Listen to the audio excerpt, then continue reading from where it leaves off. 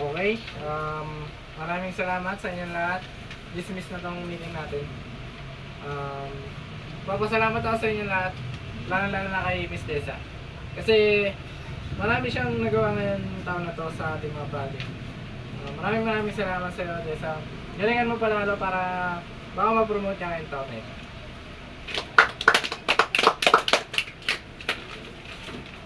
Thank you, sir. Ito nga po pala yung mga paper na pinagawa niyo sa akin. Okay? Ayos. Guys, magtrabaho na tayo ngayon. Magtrabaho na tayo. Keep it up guys lahat. Thank you, sir. Maraming salamat. Sir, may i-complain lang po sana ako sa inyo. Ano yan? Sir, this year po kasi, alam naman po natin na mas marami akong nagawa kay Miss Ramos.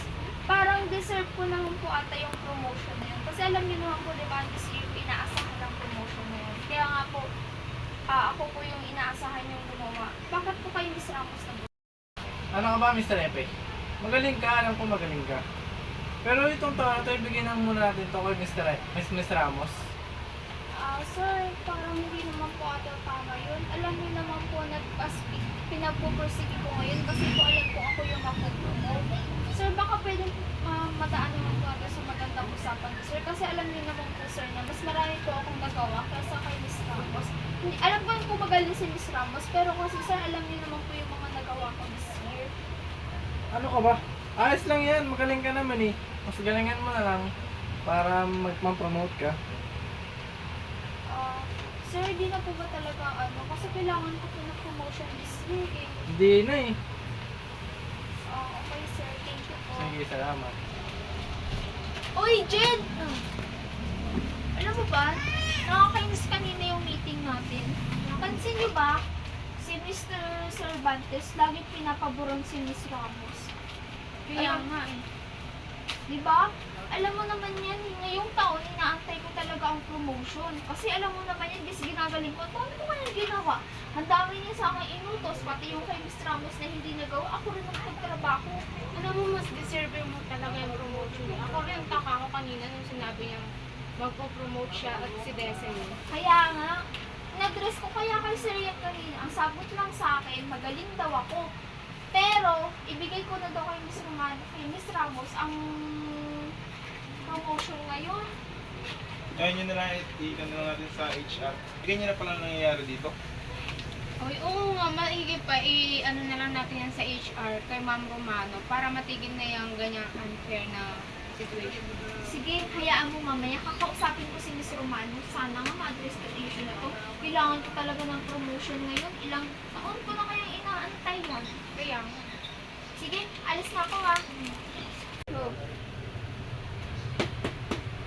yes, miss? Good afternoon, ma'am. Pasok. Ma'am, may complain lang po sana ako sa inyo. Something bothered po kasi sa akin sa team, sa team work ko.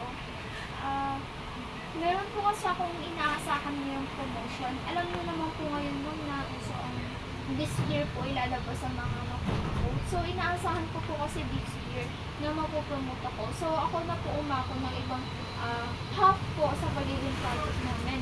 But this year po kasi parang hindi pa rin po kasi ako mapopromote dahil po sa unfair ni Mr. Cervantes. Ang unfair po kasi ni Mr. Cervantes na ako po yung maraming na i-ambag, pero si Miss Ramos po yung gusto niyang i-promote this year.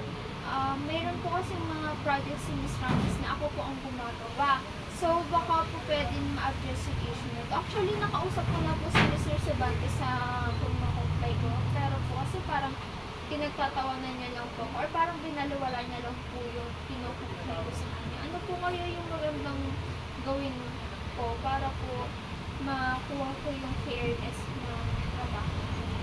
Okay, i-address natin yung issue yan kung may nangyayaring ganyan sa loob ng team nyo.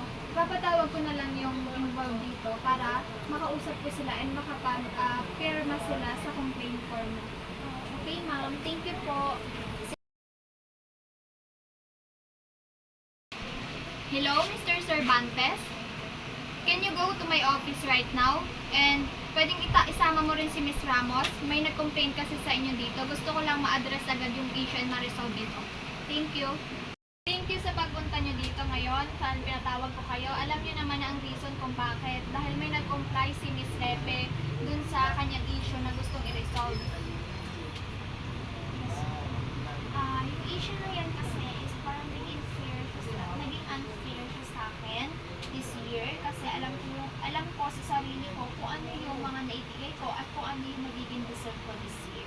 Yes, tama. And according to my investigation, na tama naman yung sinasabi niyang issue na may ambag din siya at malaki yung contribution niya dun sa project na ginawa niyo.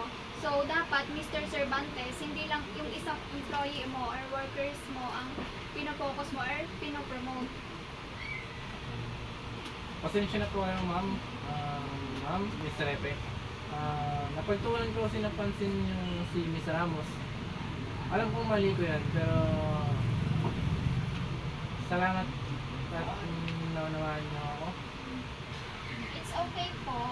Sa akin lang po kasi is, ikaw nga yung team leader namin. So, at least po, maging fair ka sa isa sa amin. Kasi lahat naman po kami may mga ginagawang thank you po. Okay, so ngayon, fill out nyo na lang tong form para maging maayos na yung issue na to and ma-resolve na. Kaya, back to work na ulit tayo.